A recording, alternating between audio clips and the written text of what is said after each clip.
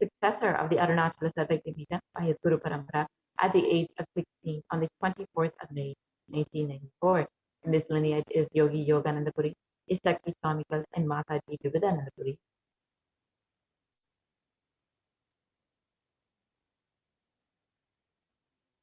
The Supreme Pontiff of Hinduism founded the mission, the Nithyananda Sangha, to revive Kailasa internationally at the age of 21 in 1999.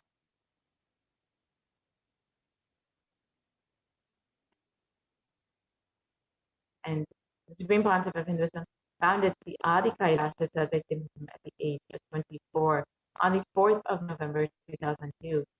Just a little over 19 years, the Supreme Pontiff of Hinduism performs the Bhumi Puja, inaugurating the land of Adi Kailasa.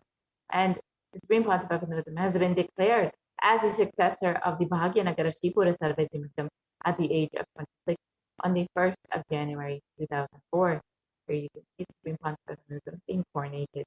And the Supreme Pontiff of Hinduism is the incumbent emperor of the Suryavamshi Sarangi Samrajam, of the Suryavamshi lineage at the age of 26 on the 31st of December 2004. And at the age of 29, the Supreme Pontiff of Hinduism became the reviver of the Adi Pallava Sarvajñapita in 2007.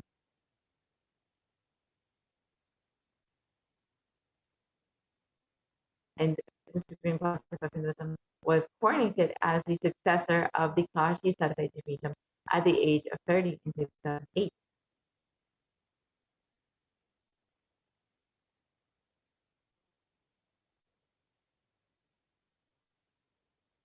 And at the age of, in 2013, the Supreme Pontiff of Hinduism was officially coronated as the Mahamandaleshwar, the supreme spiritual head of the Mahanirvani Pada, the largest apex monastic order at the age of 35, and the youngest Mahamandaleshwar at the age of 35. And the Supreme Pontiff of Hinduism was also declared as the Acharya Mahamandaleshwar of the Atalakada. And the Supreme Pontiff of Hinduism has been coronated as the Guru Mahasannidhanam of the Tanjavur Adinam at the age of 2004, Adinam at the age of also 36, one of the ancient kingdoms in Tamil Nadu.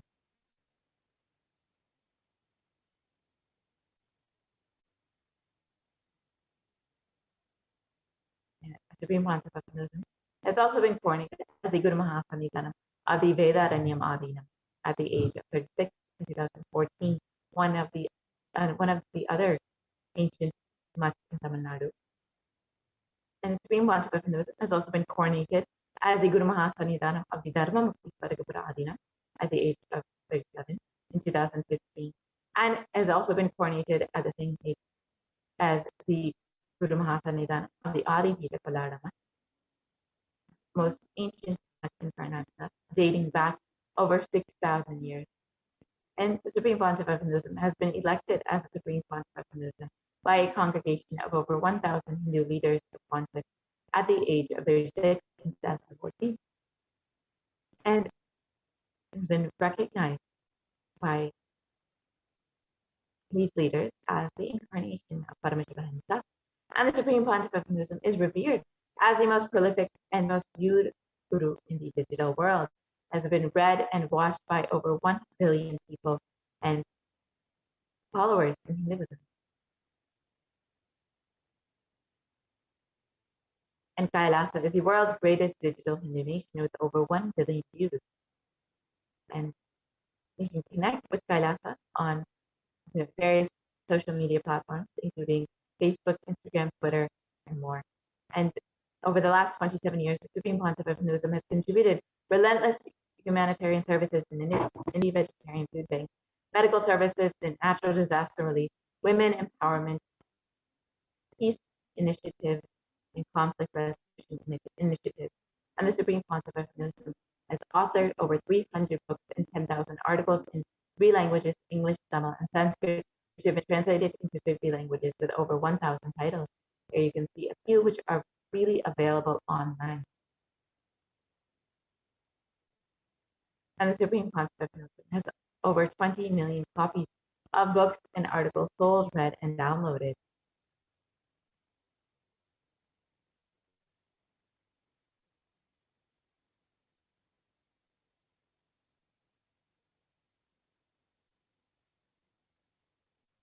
And the Supreme Pontiff of Hinduism is the establisher of the largest Hindu library with over 1 million books, 1 million palm leaf scriptures, and over 20 million digital books.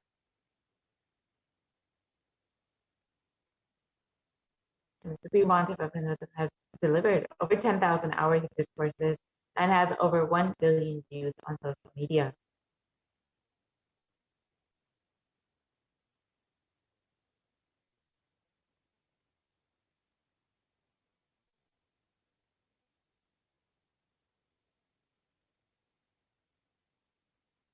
And the Supreme Pontiff of Hinduism is respected as a commentator of all sacred scriptures such as the Upanishads, the Bhagavad Gita, the Shiva Sutras, the Ashtavakra Gita, the Jain Sutras, and more. And the Supreme Pontiff of Hinduism is honored as a leader of Hinduism, the most awarded internationally recognized Hindu leader, and has most recently been recognized by the California State Senate, the U.S. Senate, and various congressmen across the U.S., and is acclaimed as one of the top 100 spiritually influential living personalities by Watkins Mind, Body, Spirit magazine. And the Supreme Pontiff of Hinduism is the reviver of the Sovereign Order of Kailasa, led by the Supreme Pontiff of Hinduism and the Nithyananda Order of monks, nuns, and the Hindu diaspora worldwide, who are working for global peace and to give a super-conscious breakthrough to the whole planet. And the Supreme Pontiff of Hinduism is the establisher of the largest Hindu university in the world, with satellite campuses in 150 countries and thousands of courses freely available online. And the Supreme Pontiff of Hinduism is also the establisher of 1,000 plus Kailasa enlightenment ecosystems, which span across 6 continents and various countries across the globe, and is the founder and reviver of over 100 Satvik and Vijasi traditional seats of knowledge, reviving the science of enlightenment. Now that we understood who is the Supreme Pontiff of Hinduism, his contributions to humanity over the last 27 years, let's now enter into the next segment, the demonstration of the extraordinary powers, the extraordinary Shaktis of Paramashiva, as demonstrated by the initiated disciples of the Supreme Pontiff of Hinduism. For this, let us understand the science of Diksha, the science of initiation by an avatar.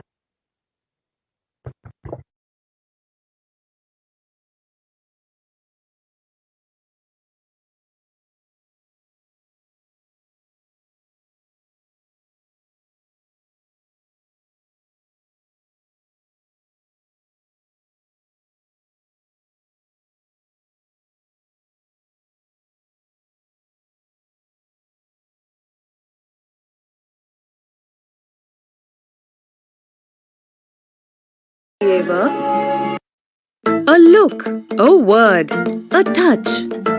Power of initiation. Diksha is the direct transfer of spiritual energy by an enlightened being through look, word,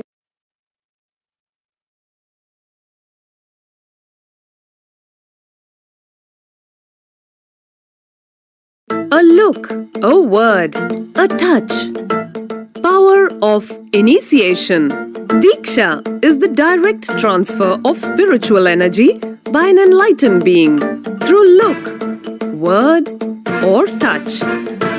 The traditional Vedic book Navaratneshwara states, Sarvasamapi dikshanam muktihi phalamakhanditam avirodhat bhavantyeva prasangyastu bhuktayaha. The main benefit of all initiations is moksha, enlightenment. As a side effect, health, wealth, leadership and well-being happen. And in Rudrayamala Tantra, Shiva says, Devi diksha vihinasya na siddhihi na cha sadgatihi tasmat sarva prayatnena guruna dikshito bhavet. The one who is not initiated does not attain liberation nor a better future. So by all efforts, one should get initiated by... What is the science of initiation? Neuroscience has proved that the process of initiation floods the brain with energy.